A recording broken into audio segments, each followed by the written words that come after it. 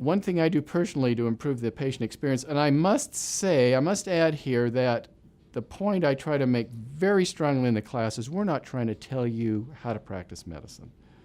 We're not expecting you to come out of this class with a completely different approach.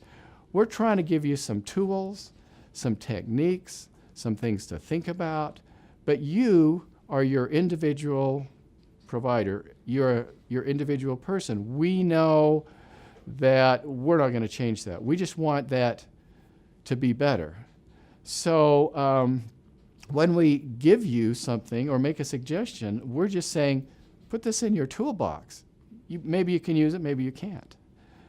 But back to your question about what some of the things I've done, is one thing we notice is that the biggest dissatisfier in patient satisfaction, the thing that people complain the most about is the wait time.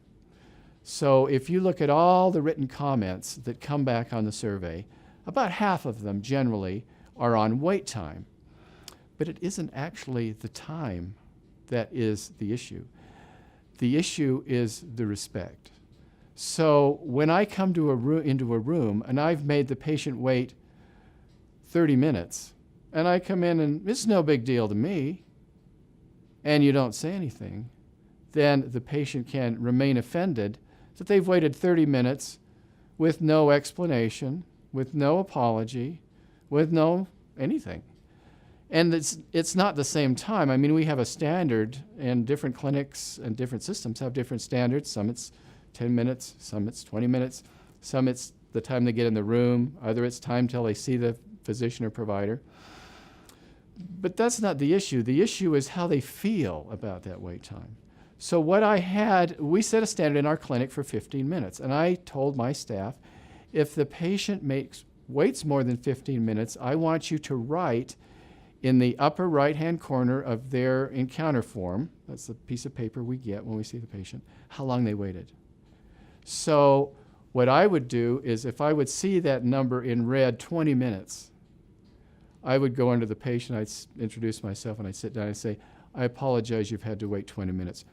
We have a better standard than that, and we usually do better than that. But I got behind, there was an emergency, there were some phone calls, and I apologize that I've wasted some of your time. But let's get to your issue and see if we can help you.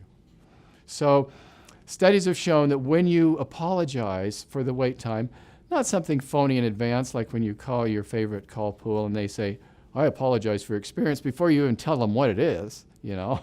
None of us like that. But when you are aware that they've waited 20 minutes, they kind of go, oh, they've got their eye on the ball. They know they've delayed me.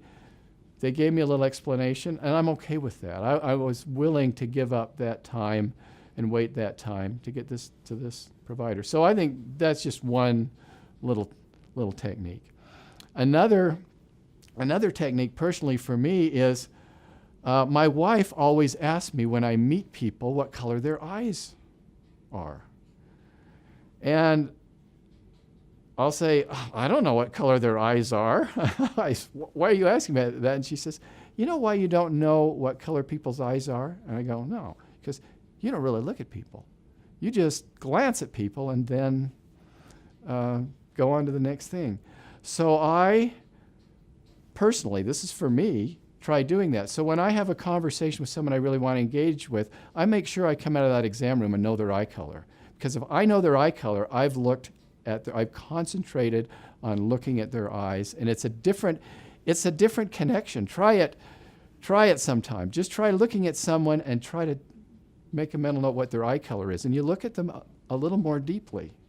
Now, you can't get carried away, but again, it's just a little technique for me that's helped me to engage with people a little more.